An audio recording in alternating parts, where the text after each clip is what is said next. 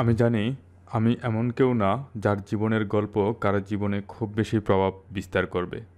তারপরেও কিভাবে প্রোগ্রামিং আমার জীবনের অবিচ্ছেদ্য অংশ হয়ে উঠল সেই গল্পটা সবার সাথে শেয়ার করব। 2008 সাল, কুয়েটে ভর্তি হলাম। প্রাণশক্তিতে ভরপুর একটা ছেলে, যার জীবনের অনেক লম্বা সময় কেটেছে একটা স্বপ্ন দেখে। সেটা হলো ভার্সিটিতে ভর্তি হলে সব পড়াশোনা অনেক মজার হবে, কোনো কিছু মুখস্থ করতে হবে না। প্রথম সপ্তাহ যেতে না যেতেই সেই স্বপ্ন শেষ। যাই হোক, লেখাপড়া ভাল লাগতো না। পরীক্ষার আগে ব্যাকলগ ঠেকানোর জন্য শুধু একটু প্রাণপণ চেষ্টা করতাম। একদিন বন্ধু শোয়েব প্রোগ্রামিং নিয়ে ছোটোখাটো একটা লেকচার দেয়। আমাদের এইচএসসি পরীক্ষার অবজেক্টিভগুলোর অটোমেটিক যাচাই করার যেই প্রক্রিয়াটা, সেটা প্রোগ্রামিং দিয়ে করা। এই বিষয়টা খুবই মজার এবং মুখস্থ করার কিছু নাই। বাস মাথায় ঢুকে গেল, প্রোগ্রামিং শুরু করে দেব।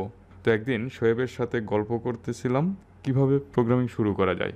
পাশে আমাদের বন্ধু মহলের সবার অ্যাডভাইজারের দায়িত্ব নিজের কাঁধে স্বেচ্ছায় নিয়ে নেওয়া সেই বন্ধুটা আমাকে উপদেশ দিতে শুরু করলো, প্রোগ্রামিং আসলে আমাদের জন্য না। সিএসসি ডিপার্টমেন্টের পোলাপান প্রোগ্রামিং করবে, অথবা নন সিএসসি যারা প্রোগ্রামিং করবে তারা আসলে সাধারণ কোনো হোমোসেফিয়েন্স প্রজাতির না, তারা এলিট শ্রেণীর মানুষ। তো সেই দিন আমার সেই অ্যাডভাইজার বন্ধুটির মূল্যবান উপদেশ শোনার পর আমার মাথায় যেই কথাগুলো ঘুরপাক খাচ্ছিল, তা এখানে বলতে গেলে আসলে এরকম পরিণত বয়সে বলতে গেলে কয়েকটা বিপ বিপ দিয়েই শেষ করে দিতে হবে। তো যাই হোক, বন্ধু আমার ভালো একটা কাজই করেছে। এমন একটা জেদ আর আবেগ তৈরি করে দিচ্ছে যে সেই আবেগের আশেপাশে যদি পানিও ডালা হতো, তাইলেও মনে হয় ধাউ ধাউ করে আগুন জ্বলতো। লাইফে অনেক কিছুই করতে পারি নাই, কিন্তু নিজের মেধা আর অধ্যবসায় নিয়ে কেউ কোনো চ্যালেঞ্জ করলে সেই চ্যালেঞ্জকে আমি আমার সর্বোচ্চ দিয়ে চেষ্টা করেছি। স্কুল জীবনে ক্লাস 8-এ এক বন্ধু মাটি থেকে 2-3 ইঞ্চি উপর দিয়ে বাতাসে ভর করে হাঁটতো। দেখতে খারাপ লাগতো, কোনো জাদুমন্ত্রের বলে নয়। যেই অহংকারের জন্য সে এটা করতো সেটা হলো ক্লাস 8 পর্যন্ত কেউ তাকে দ্বিতীয় বানাতে পারেনি, সব জায়গায় সে প্রথম। এমনকি ক্লাস 5-এর বৃত্তি পরীক্ষায় জেলাতেও প্রথম। আমার বন্ধুর সেই অহংকার ভাঙার জন্য তাকে দ্বিতীয় বানানোর দায়িত্বটা আর কাউকে না দিয়ে নিজেই নিয়েছিলাম। সেই দিনটার কথা আমার এখনও চোখে ভাসে। আমি দেখছি কেউ আমাকে জড়িয়ে ধরে কাঁদছে আর বলছে, বন্ধু, আজ থেকে আমি আর কোনোদিন বলতে পারবো না কেউ আমাকে দ্বিতীয় বানাতে পারে নাই। যাই হোক, এই কাজগুলো আসলে বলার মতো তেমন কিছু না। আমার লাইফের এগুলোকে আমি অ্যাচিভমেন্ট কখনোই মনে করি না। একটা অসুস্থ রকমের প্রতিযোগিতা এগুলা। আহ, যে কারণে এই খণ্ড গল্পগুলো বলা, সেটা হচ্ছে আমার জীবনে ছোট ছোট কিছু জিনিস দিয়ে আমি যেটা রিয়েলাইজ করেছি, যেটা জেনেছি, সেটা হলো কেউ যদি কোনো কিছু নিয়ে প্রবলভাবে লেগে থাকে, সেটা জেদ হোক অথবা কোনো কিছু করার সংকল্প থেকে হোক, একদিন সে সফল হবেই।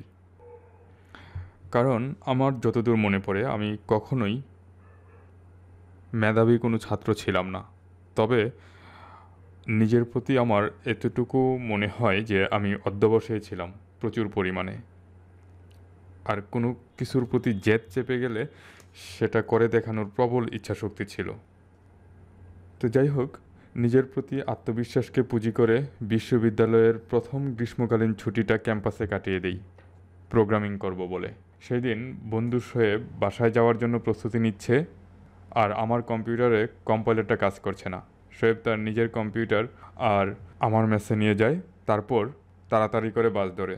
সবাই গ্রীষ্মকালীন ছুটি উপভোগ করছে, আর আমি একটা সংখ্যা জোর না বিজোড় সেটা বের করতে গিয়ে দিনরাত এক করে ফেলছি। যাই হোক, এমন অবস্থা চলল টানা 1 সপ্তাহ। তারপর ধীরে ধীরে লজিকগুলো সহজে ধরতে শুরু করলাম। তারপর আমাদের গ্রীষ্মকালীন ছুটির পর সব বন্ধুরা যখন ক্যাম্পাসে আসলো, তখন অনেকেই আমার প্রোগ্রামিং করা নিয়ে সুযোগ পেলেই পরামর্শ দিত। সি প্রোগ্রামিং করছিস, এটা তো প্রসিডিউর ওরিয়েন্টেড ল্যাঙ্গুয়েজ, শিখলে অবজেক্ট ওরিয়েন্টেড ল্যাঙ্গুয়েজ শেখা ভালো। তখন আবার মনটা খারাপ হয়ে যেত। এত সময় নিয়ে এত কষ্ট করে একটা জিনিস শিখলাম, সেটাও সঠিক নির্বাচন ছিল না। কিন্তু সত্যি কথা বলতে, আমি ওই সময়ে যেই প্রোগ্রামিং ল্যাঙ্গুয়েজটা সিলেক্ট করেছি, সি প্রোগ্রামিং, সেটা অন্য যে কোনো প্রোগ্রামিং ল্যাঙ্গুয়েজ হতে পারতো। সেটা একেবারে ব্যাকডেটেড, যেটা অবসোলুট হয়ে যাচ্ছে, ফরটার্ন হতে পারতো। এটা আসলে কোনো ম্যাটার করে না। আসলে আমাদের আশেপাশে এমন অনেক মানুষ আছে যারা আমাদের নিজেদের একটা দৃঢ় সংকল্প থেকে দূরে সরায় দেওয়ার জন্য বিভিন্ন রকমের পরামর্শ দেয়া এবং সেগুলোকে অনেক বেশি বিশ্বাসযোগ্য করে তোলার জন্য নলেজ বেস তাদের আছে।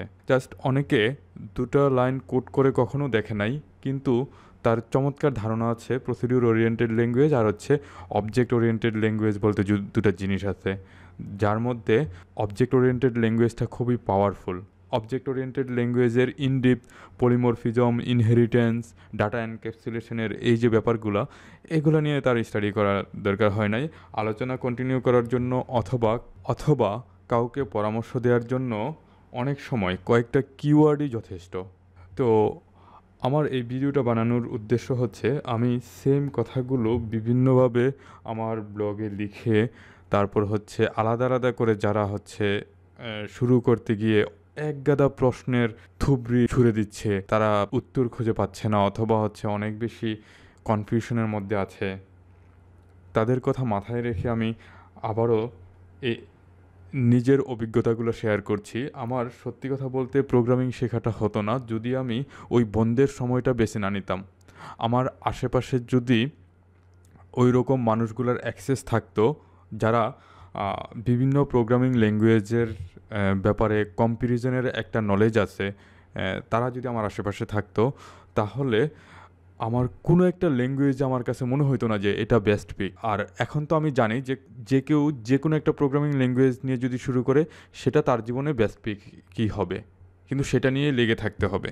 তো যারা এই কাজগুলো করে তারা আসলে ইন্টেনশনালি করে আমি সেটা বলবো না, কিন্তু তারা এটা জানে না যে কাউকে যখন আমি এটা বলছি, সে তখন ওই ল্যাঙ্গুয়েজটা নিয়ে যে লেগে থাকার একটা টেন্ডেন্সি ছিল সেটা সে থামায় দিবে। আমি বলছি না সবার লাইফে এমন একটা গল্প থাকা উচিত যেটাতে এরকম একটা জেদ নিয়ে কাউকে করে দেখানোর একটা প্রবল ইচ্ছা সেটা থাকতেই হবে। এগুলো অসুস্থ রকমের প্রতিযোগিতা, এগুলো খারাপ।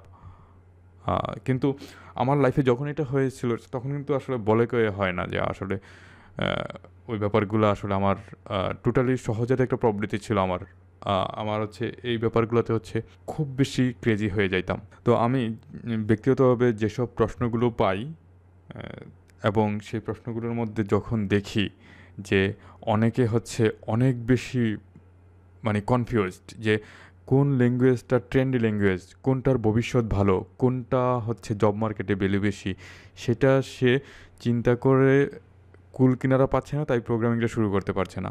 এই প্রশ্নগুলোতে আমি খুব বিরক্ত হই এবং আমি জানি যে ছেলেগুলো এই কোশ্চেন করছে তারা 1 বছর পরে সেম কোশ্চেনগুলোই করবে। আমার নিজের এরকম অভিজ্ঞতা আছে যারা এরকম কোশ্চেন করছে এবং তাকে একেবারে ডাটা সহ একটা এক্সপ্লেনেশন দেওয়ার পরে আবার 1 বছর পরে বলতেছে ভাই কিভাবে শুরু করব। স্টিভ জব একটা কথা বলেছিল, জাস্ট দুলানের দুটো সেন্টেন্সের একটা কথা, যে স্টে হাংরি স্টে ফুলিশ। এই কথাটা না আমি এটার সাথে অনেক বেশি রিলেট করতে পারি। আমাদের ইয়াং জেনারেশন যারা প্রোগ্রামিংয়ের রিসোর্স এত বেশি অ্যাভেলেবেল নেটে এবং এটার নলেজ বেসটা তৈরি হচ্ছে এত এত মানুষের মাধ্যমে, যারা এত এত নলেজ পাওয়ার পরে তারা আলটিমেটলি কনফিউজড হয়ে যাচ্ছে। অনেকে এমনও কোশ্চেন করে যে আমি কি ডেভঅপসটা শুরু করব নাকি পাইথন অথবা সি প্রোগ্রামিং শুরু করব। সত্যি কথা বলতে আমি ডেভঅপস কী জিনিস সেটা কর্পোরেট লাইফে অনেক লম্বা একটা সময় পার করার পরে আমি জেনেছি। ডিজাইন প্যাটার্ন কী জিনিস সেটা অনেক পরে আমি জেনেছি, কিন্তু যখন জেনেছি তখন ওইটা নিয়ে অনেক বেশি কনসেন্ট্রেট হয়ে লেগেছিলাম। 1 বছর স্টাডি করার পর তারপর মোটামুটি একটা লেভেলে আসছে যে হ্যাঁ, এটা বেসিকটা আমি জানি, এটা নিয়ে আমি কাজ করতে পারি। কিন্তু যে ছেলেটা কোনো একটা প্রোগ্রামিংয়ের বেসিকই জানে না, সে যখন এত অ্যাডভান্স লেভেলের জিনিসগুলো নিয়ে এত আপডেটেড হয়ে কোনটা পিক করবে সেটা নিয়ে হেজিটেট হয়, আমার মনে হয় যে এটা তার জন্য একটা অভিশাপ। কোনো কিছুতে এক্সপার্ট হওয়ার জন্য আসলে একটু বোকা থাকতে হবে।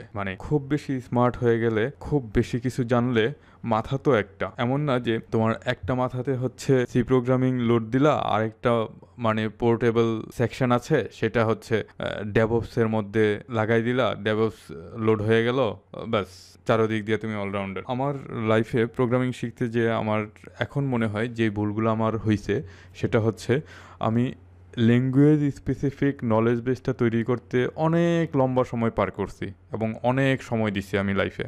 যেমন সি প্রোগ্রামিং নিয়ে আমি অনেক লম্বা সময় ব্যয় করছি।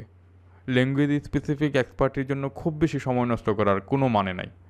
আমার কোনো একটা ল্যাঙ্গুয়েজে যখন ফর লুপ, ইফিলস এইসব ব্যাপারগুলো ক্লিয়ার হয়ে যাবে, তারপর আমার বেশি বেশি করে প্রবলেম সলভ করতে হবে, ডাটা স্ট্রাকচার, অ্যালগোরিদম এই ব্যাপারগুলো নিয়ে লেগে থাকতে হবে, যেটার উপর বেস করে গুগলে পর্যন্ত ইন্টারভিউ হয়। ইন্টারভিউ কোশ্চেনগুলো তারপর হচ্ছে নট নেসেসারি যে আমার হচ্ছে গুগলে চাকরি না হইলে অথবা ফেসবুকে চাকরি না হইলে ডাটা স্ট্রাকচার অ্যালগোরিদমের নলেজটা বেচতে গেল। ওভারসিজ যেসব চমৎকার চমৎকার জব আছে অথবা লোকাল কোম্পানি যেগুলা অনেক চমৎকার কর্পোরেট কালচার মেনটেন করে চলে, তারা কিন্তু এই ধরনের প্রবলেম সলভিংয়ের অ্যাক্টিভিটিগুলা খুব বেশি প্রায়োরিটি দেয়। তো এই ব্যাপারগুলোতে হচ্ছে আপডেটেড থাকাটা ভালো, যে আমি একটা প্রোগ্রামিং ল্যাঙ্গুয়েজ শেখার পরে এর পরের স্টেপে আমি কোথায় যাব।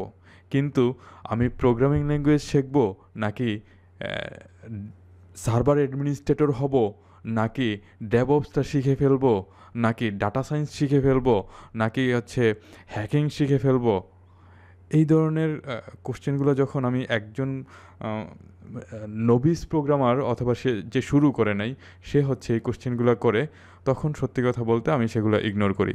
আমি আমার ব্যক্তিগত লাইফের অনেক সময় ইনভেস্ট করি আমার কমিউনিটিতে যারা আছে তাদেরকে হেল্প করার জন্যে, এবং আমি জানি যারা নিজেরা এই কাজগুলো করছে তারা আশেপাশে আর কয়েকটা ছেলে যারা হচ্ছে খুব বেশি উৎসাহ নিয়ে একটা প্রোগ্রামিং ল্যাঙ্গুয়েজ শুরু করেছে তাদেরকে বায়াস্ট করার জন্য, তাদের হিপনোটাইজ করার জন্য যথেষ্ট নলেজ রাখে, এবং তারা নিজেরা হচ্ছে সেটা শুরু করতে না পেরে সেই হতাশার চর্চাগুলো ছড়াই দিতে থাকবে।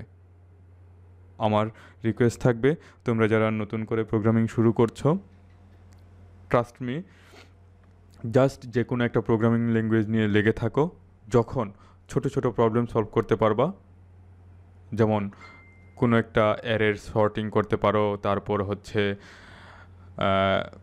একটা সংখ্যার জোড় না বিজোড় বের করতে পারো, ইফিলসের ব্যাপারগুলো ভালো করে বুঝো, লুপটা বুঝো, তারপর লুপের ভেতরে লুপের আইটারেশনগুলো কীভাবে হয় সেগুলো বুঝো, তারপর থেকে হচ্ছে ডাটা স্ট্রাকচারটা নিয়ে একটু স্টাডি করবা, দেন প্রবলেম সলভিংয়ে মনোযোগী হবা,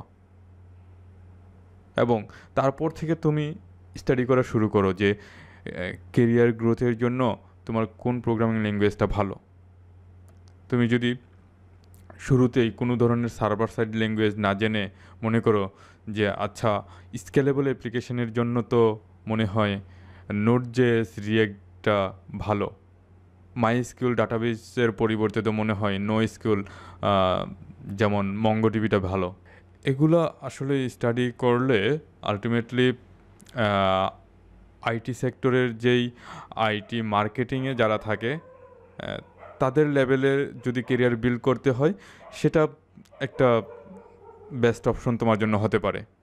বাট কোডিং করা, কোনো প্রবলেম সলভ করে একটা তৃপ্তি পাওয়া যেটা আসলে কোটি টাকা দিয়ে কেনা যায় না, এই ধরনের ব্যাপারগুলা যদি তোমাকে টানে তাহলে শত শত কোশ্চেন সাইডে রেখে তোমার আগে যে কোনো একটা ল্যাঙ্গুয়েজ শিখতে হবে। তারপর তোমার এই কোশ্চেনের আনসারগুলোর জন্য কারো কাছে যাইতে হবে না, তুমি জাস্ট একটু গুগলিং করবা কোনটা ট্রেন্ডি ল্যাঙ্গুয়েজ, আজকে কোনটা ট্রেন্ডি, এরপর এক সপ্তাহ পরে কোনটা ট্রেন্ড কোথায় যাচ্ছে, জাস্ট কম্প্যারিজন কার্ভ দেখবা, সেখান থেকে তুমি নিজে ডিসাইড করবা। আশা করছি এই ভিডিওটা যারা নতুন প্রোগ্রামিং শুরু করবে তাদের জন্য অনেক বেশি হেল্পফুল হবে, একটা গাইডেন্সের মতো কাজ করবে, এবং ওই ধরনের মানুষগুলো থেকে তাদেরকে সেফ রাখবে যারা আসলে হিপনোটাইজ করার ক্ষমতা রাখে। তো যাই হোক, অনেক কথা হলো। সবার জন্য অনেক অনেক শুভকামনা।